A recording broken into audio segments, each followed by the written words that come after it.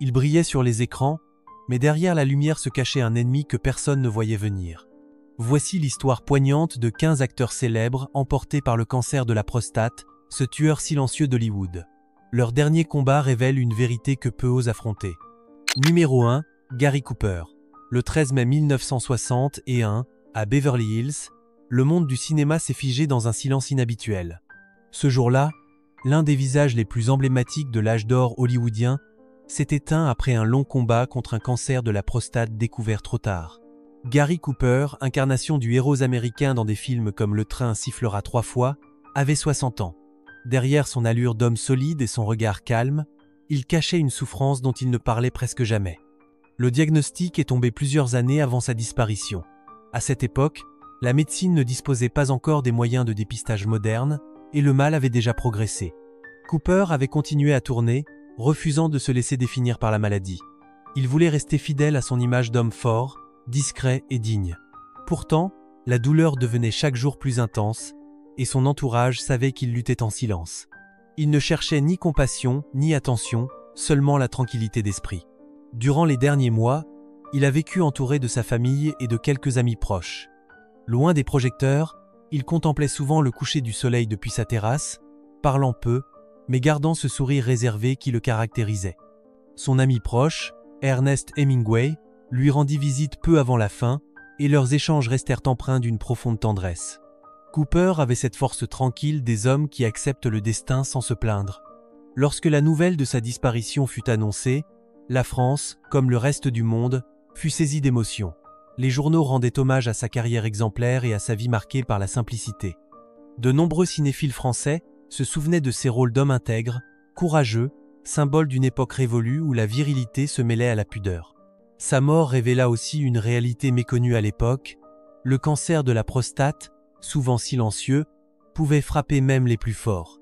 Des années plus tard, les spécialistes de la santé évoquent encore son cas comme un exemple de la nécessité d'un diagnostic précoce, ce que Gary Cooper n'a jamais eu. Sa disparition a ouvert la voie à une prise de conscience, rappelant que même les légendes du grand écran ne sont pas à l'abri des maladies cachées. Aujourd'hui, son nom évoque non seulement un grand acteur, mais aussi un homme d'une rare dignité face à l'inévitable. Numéro 2, Jean-Louis Trintignant. Le 10 à 7 juin 2022, à Uzès, dans le sud de la France, le cinéma a perdu l'un de ses visages les plus respectés. Jean-Louis Trintignant s'est éteint paisiblement, entouré des siens, après avoir vécu de longues années avec un cancer de la prostate qu'il affrontait avec discrétion. Il avait plus de 90 ans, et jusqu'aux derniers instants, il conservait cette voix douce et ce regard profond qui avait marqué tant de générations. Le diagnostic avait été posé plusieurs années auparavant. Trintignant n'en parlait presque jamais publiquement. Il ne voulait pas être plaint, encore moins réduit à son état de santé. Il continuait à accorder des interviews, à lire de la poésie, à monter sur scène, comme si le temps n'avait pas de prise sur lui. Son secret était la sérénité. Il disait souvent qu'il préférait la compagnie des arbres à celle du bruit du monde. Cette attitude tranquille lui permettait d'affronter la maladie sans colère, sans peur, avec une élégance rare. Pendant les dernières années, il s'était retiré dans sa maison du Gard, loin des plateaux de tournage.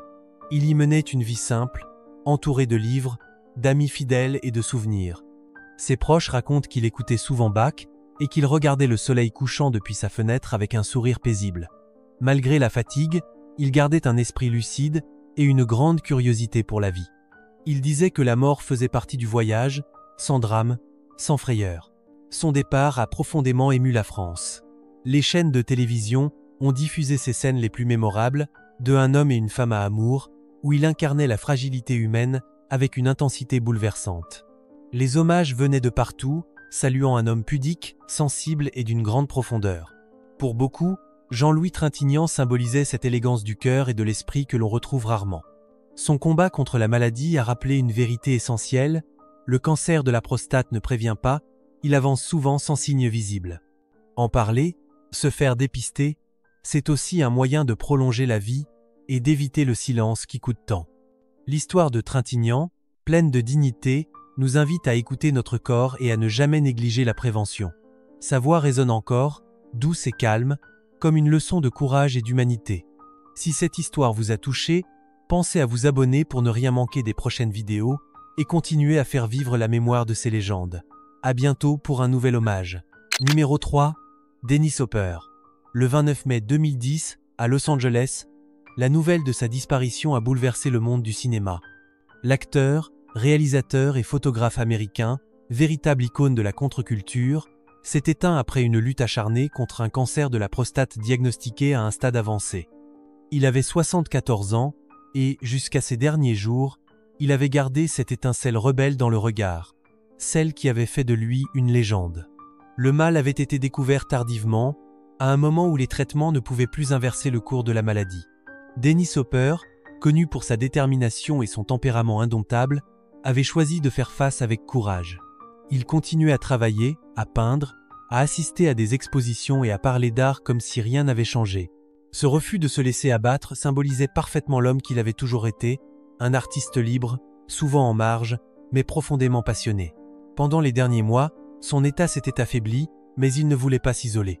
Il apparaissait encore en public, notamment lors de la cérémonie où il reçut son étoile sur le Walk of Fame à Hollywood.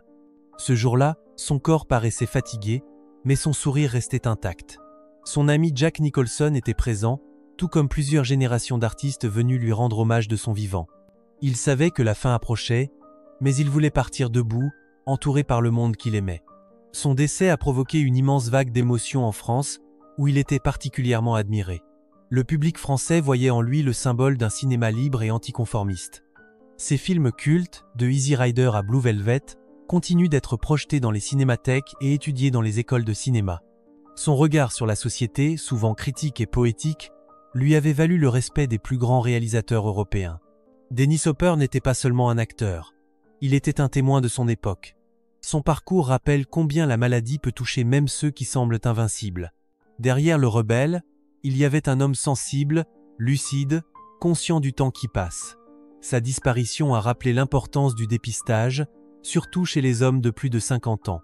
Aujourd'hui encore, son nom évoque à la fois la liberté et la fragilité, le feu et la cendre, l'art et la vie. Numéro 4. William Hurt. Le 13 mars 2022, à Portland, dans l'État de l'Oregon, le monde du cinéma a perdu l'un de ses acteurs les plus respectés. William Hurt s'est éteint paisiblement à l'âge de 71 ans, après plusieurs années de lutte contre un cancer de la prostate diagnostiqué à un stade avancé. Sa disparition a laissé un grand vide parmi les cinéphiles du monde entier, et particulièrement en France, où il était admiré pour la profondeur de son jeu et la sobriété de son expression. Le diagnostic avait été révélé publiquement dès 2010 à 8. Hurt avait alors choisi d'en parler ouvertement, sans détour, mais sans dramatisation. Il expliquait qu'il voulait sensibiliser les hommes à la détection précoce, car sa maladie avait été identifiée trop tard. Derrière sa voix calme et son regard pénétrant, il y avait un homme lucide, conscient de la fragilité de la vie. Il poursuivait son travail malgré la fatigue, continuant à tourner et à participer à des projets qui lui tenaient à cœur. Dans les mois précédant sa disparition, il se tenait à l'écart des plateaux de tournage pour se consacrer à sa famille et à la lecture. Il aimait les moments de silence, les longues promenades et le contact direct avec la nature. Son entourage racontait qu'il restait philosophe, apaisé, refusant la plainte. Il parlait souvent de la nécessité d'accepter ce que la vie impose, avec humilité et gratitude. Cette attitude reflétait le même sens de la mesure et de la vérité qu'il apportait à ses rôles. Sa mort a profondément touché la France, pays qu'il avait toujours accueilli avec une grande admiration. Il avait tourné avec plusieurs réalisateurs européens et incarné une forme de cinéma exigeant, intelligent, où les émotions naissaient de la simplicité. Des films comme Le baiser de la femme araignée ou Les enfants du silence restent des références absolues pour toute une génération d'acteurs et de spectateurs. William Hurt a quitté la scène avec la même élégance qu'il y était entré. Sans bruit, sans éclat, mais avec une dignité absolue. Son combat contre la maladie rappelle combien la vigilance et le dépistage régulier sont essentiels, même pour les hommes qui se sentent en bonne santé. Aujourd'hui encore, son regard mélancolique semble nous dire que le courage n'est pas de vaincre à tout prix, mais d'affronter la vérité avec calme. Son souvenir demeure, empreint de respect et d'émotion. Numéro 5. Harold Lloyd. Le 8 mars 1971, à Beverly Hills, le rideau s'est définitivement baissé sur l'un des maîtres du cinéma muet. Harold Lloyd, célèbre pour son humour acrobatique et son énergie contagieuse, s'est éteint à l'âge de 77 ans, après un long combat contre un cancer de la prostate découvert trop tard. L'homme qui faisait rire le monde entier dans les années 20 s'en est allé dans la discrétion, fidèle à son caractère réservé. La maladie avait été diagnostiquée quelques années auparavant, mais Lloyd, fidèle à son tempérament courageux, avait choisi de garder le silence. Il ne voulait pas inquiéter son entourage, ni attirer la compassion du public. Il continuait à vivre simplement, entouré de sa famille, partageant ses journées entre la photographie, le jardinage et la relecture de ses vieux scénarios.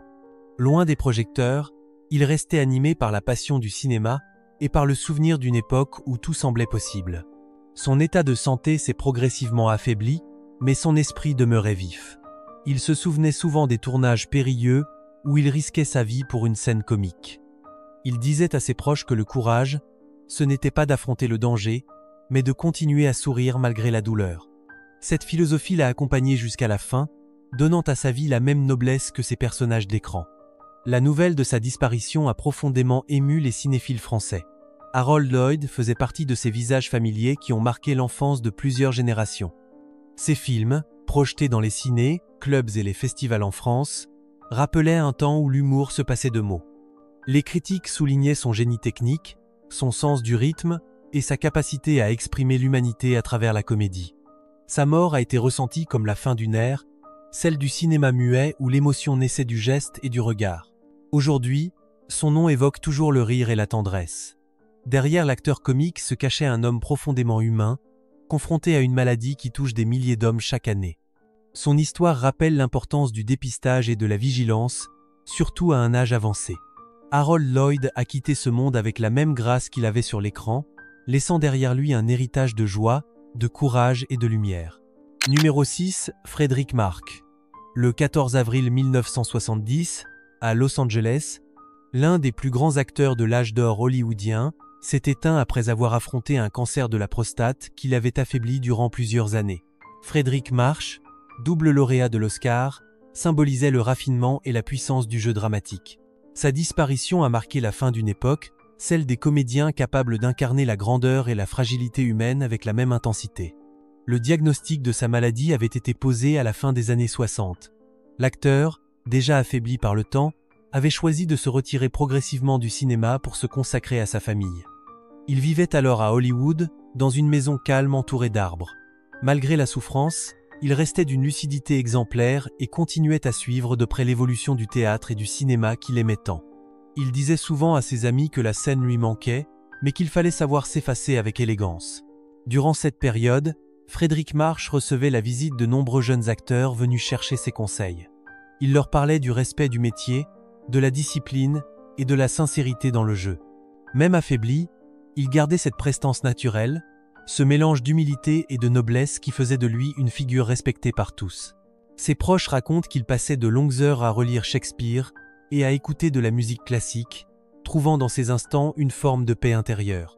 Sa disparition a provoqué une émotion considérable, notamment en France, où il était très admiré pour ses rôles dans Les Misérables et Mort d'un commis voyageur. Les journaux français ont salué sa carrière exemplaire, son intelligence artistique et son humanité profonde. Pour de nombreux spectateurs, Frédéric March représentait l'élégance intemporelle du cinéma d'avant-guerre, un art exigeant mais profondément humain. Le souvenir de son courage face à la maladie demeure. À travers son exemple, on comprend combien il est essentiel de parler de santé masculine sans honte ni tabou. Le cancer de la prostate reste souvent discret, mais il peut être vaincu s'il est détecté tôt. Frédéric March, par sa dignité et sa force tranquille, a montré qu'il est possible d'affronter la vie et la fin avec sérénité. Son nom continue de briller, non seulement sur les écrans, mais aussi dans la mémoire de tous ceux qui admirent le courage silencieux des véritables artistes. Si vous aimez ces récits de vie et que vous souhaitez découvrir d'autres destins d'acteurs légendaires, pensez à vous abonner pour ne rien manquer des prochaines histoires. À très bientôt. Numéro 7, Don Ameche. Le 6 décembre 1993, à Scottsdale dans l'État de l'Arizona, le cinéma américain a perdu l'un de ses visages les plus élégants. Don Ameche, acteur aux multiples talents, s'est éteint à l'âge de 85 ans des suites d'un cancer de la prostate, contre lequel il luttait depuis plusieurs années. Connu pour sa voix douce, son sourire sincère et son charisme naturel, il avait su traverser les décennies sans jamais perdre l'estime du public français, qui le découvrit dans les comédies des années 30 avant de le retrouver dans Cocoon, film culte des années 80. La maladie avait été diagnostiquée alors qu'il continuait à tourner. Fidèle à sa nature réservée, il n'en parlait pas publiquement. Il préférait se concentrer sur son travail, répétant souvent que le cinéma lui donnait la force de rester debout. Sa discipline et sa foi profonde l'aidaient à supporter la douleur sans se plaindre. Ses collègues de tournage racontent qu'il arrivait toujours le premier sur le plateau, impeccablement vêtu, avec ce mélange de politesse et de chaleur humaine qui faisait sa marque. Durant les derniers mois, il s'était retiré dans sa maison d'Arizona avec sa famille. Il passait ses journées à écouter de la musique, à lire et à se remémorer les grands moments de sa carrière. Malgré la fatigue, il gardait une élégance rare et un sens de l'humour intact.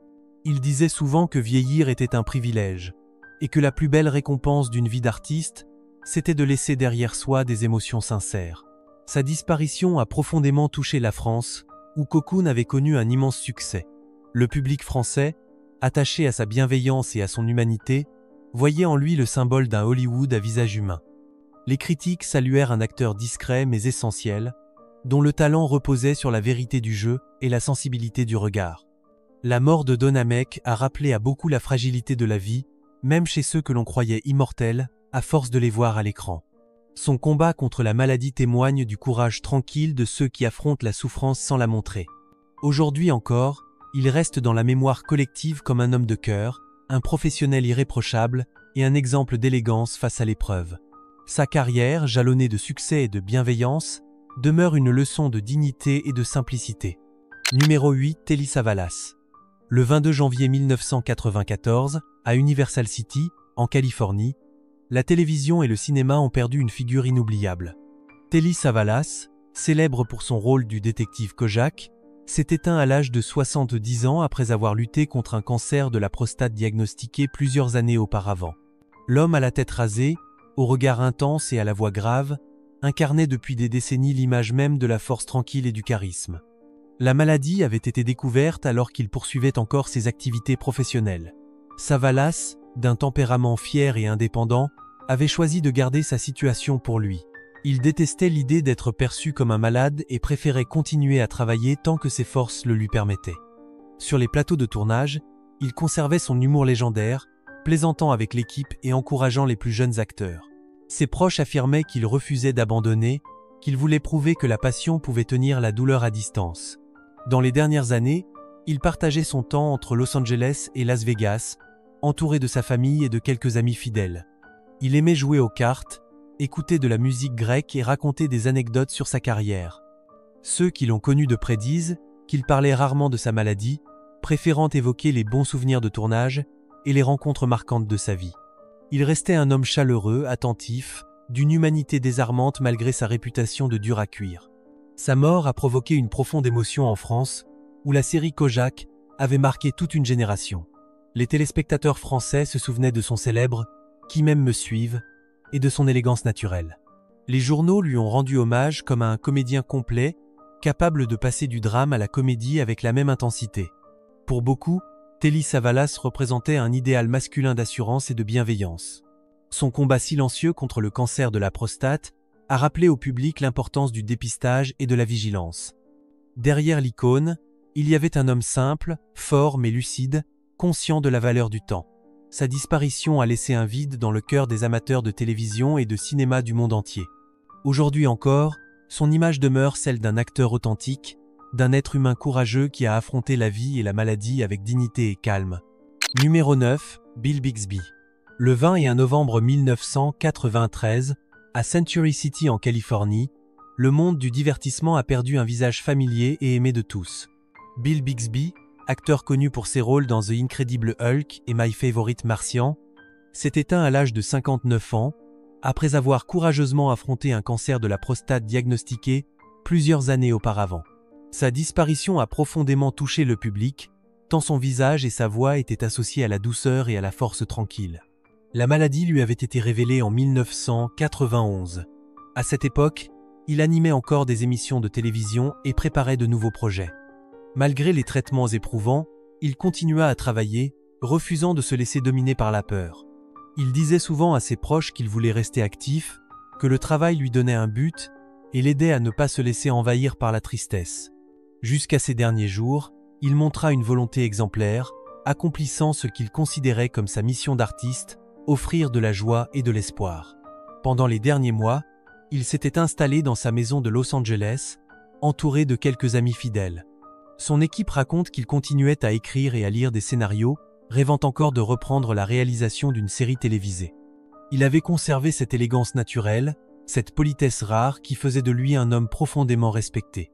Même affaibli, il restait attentif aux autres, demandant des nouvelles de ceux qui travaillaient avec lui. Il parlait peu de la maladie, préférant évoquer le passé et les souvenirs heureux de tournage. Sa mort a suscité une grande émotion en France, où la série L'Incroyable Hulk avait connu un succès considérable. Le public français gardait en mémoire son interprétation du docteur David Banner, ce savant tourmenté et bienveillant. Les critiques saluèrent un comédien sensible, doté d'une sincérité rare. Dans un monde du spectacle souvent marqué par les excès, Bill Bixby incarnait la mesure, la modestie et la profondeur. Son histoire reste celle d'un homme courageux qui, face à l'adversité, choisit la dignité. Le cancer de la prostate, silencieux et insidieux, l'avait atteint, mais il ne l'a jamais laissé définir sa vie. Aujourd'hui encore, ceux qui l'ont connu parlent de son calme, de sa bonté et de sa générosité. Sa disparition rappelle la nécessité de parler ouvertement de la santé des hommes et de ne jamais sous-estimer la valeur du dépistage préventif. Numéro 10, Jerry Orbach. Le 28 décembre 2004, à Manhattan, le cinéma et la télévision ont perdu une voix reconnaissable entre toutes. Jerry Orbach, acteur américain adoré du public pour son rôle dans la série Law & Order et pour avoir prêté sa voix à Lumière dans le dessin animé La Belle et la Bête, s'est éteint à l'âge de 69 ans des suites d'un cancer de la prostate contre lequel il se battait depuis plusieurs années. Sa disparition a bouleversé des millions de spectateurs qui voyaient en lui un artiste proche, humain et sincère. Le diagnostic avait été révélé publiquement peu avant sa mort, lorsqu'il avait choisi d'en parler pour encourager le dépistage précoce. À ce moment-là, il continuait encore à tourner, dissimulant sa fatigue derrière son professionnalisme habituel. Sur le plateau de Law & Order, il plaisantait avec l'équipe, gardant son sourire et son regard bienveillant. Il refusait que la maladie définisse sa vie ou son travail. Il disait souvent que jouer le rôle d'un enquêteur intègre lui donnait la force morale de continuer. Durant les derniers mois, il se retirait peu à peu des tournages pour passer plus de temps avec sa famille. Il vivait à New York, ville qu'il aimait profondément. Chaque matin, il aimait regarder le soleil se lever sur Manhattan depuis sa fenêtre. Il écoutait du jazz, écrivait des lettres à ses amis et relisait des textes de théâtre. Malgré la souffrance, il demeurait d'une élégance rare. Ses proches disaient qu'il gardait toujours le mot pour rire, même dans les moments difficiles. Sa mort a provoqué une grande émotion en France, où Law & Order était très suivi. Les spectateurs français se souvenaient de sa voix grave et de son regard à la fois sévère et bienveillant. Les journaux ont salué un acteur qui savait tout jouer, du drame à la comédie, et dont la carrière avait traversé plusieurs générations. Son nom reste associé à la rigueur, à la fidélité au métier et à une grande dignité humaine. Jerry Orbach a quitté ce monde avec la même discrétion qu'il avait toujours eue. Son combat contre la maladie rappelle combien le dépistage et la vigilance peuvent sauver des vies. Il laisse derrière lui une œuvre immense, un héritage d'humanité et de vérité. Son parcours inspire ceux qui, comme lui, choisissent de continuer à avancer avec courage et lumière. Si cette histoire vous a touché, pensez à vous abonner pour découvrir d'autres récits émouvants sur les grandes figures du cinéma mondial. À bientôt pour une nouvelle histoire. Numéro 11, Jack Klugman. Le 24 décembre 2012, à Woodland Hills, en Californie, le monde de la télévision américaine a perdu un visage familier. Jack Klugman, acteur connu pour ses rôles marquants dans les séries The Odd Couple et Quincy, s'est éteint paisiblement à l'âge de 90 ans, après une longue bataille contre un cancer de la prostate diagnostiqué plusieurs années auparavant. Son décès a marqué la fin d'une carrière exceptionnelle, bâtie sur le talent, la ténacité et une humanité rare. Le diagnostic de la maladie avait été posé bien avant son retrait des écrans. Klugman, homme au tempérament fort et à la voix rauque reconnaissable entre mille, avait décidé de continuer à travailler malgré la fatigue. Il refusait de se laisser définir par la maladie, préférant se concentrer sur son métier. Il apparaissait encore sur scène et dans quelques productions télévisées, captivant le public par sa sincérité et sa présence naturelle. Ses collègues disaient qu'il avait cette énergie contagieuse qui donnait envie de donner le meilleur de soi-même. Durant ces dernières années, Il vivait tranquillement dans sa maison californienne entouré de sa famille. Il aimait jardiner, lire et regarder de vieux films en noir et blanc. Il parlait souvent de sa passion pour le théâtre, disant que la scène avait été sa véritable école de vie. Malgré les douleurs physiques, il gardait le sens de l'humour qui l'avait toujours distingué. Il racontait encore des anecdotes de tournage, évoquant avec émotion les années passées à créer des personnages qui avaient marqué des millions de spectateurs. La nouvelle de sa disparition a suscité une profonde émotion en France, où les séries américaines des années 70 et 80 faisaient partie du quotidien. Beaucoup se souvenaient du médecin légiste perspicace qu'il incarnait dans Qu'un ici, personnage emblématique pour plusieurs générations de téléspectateurs. Les journaux français ont salué la mémoire d'un acteur complet, respecté pour son authenticité et sa fidélité à son art. Jack Klugman représentait le visage d'un cinéma et d'une télévision plus humain, fait de simplicité et de sincérité. Son parcours rappelle à quel point la détermination et la vigilance peuvent prolonger la vie et la passion. Son courage silencieux face à la maladie a inspiré de nombreux spectateurs, prouvant qu'il est possible de rester digne et actif malgré les épreuves. Aujourd'hui encore, son nom évoque le talent, la force tranquille et la chaleur humaine, qualités qui continuent de vivre à travers ses œuvres intemporelles. Numéro 12, Robert Guillaume. Le 24 octobre 2010 à 7, à Los Angeles, le monde du spectacle a perdu une voix emblématique et un sourire inoubliable.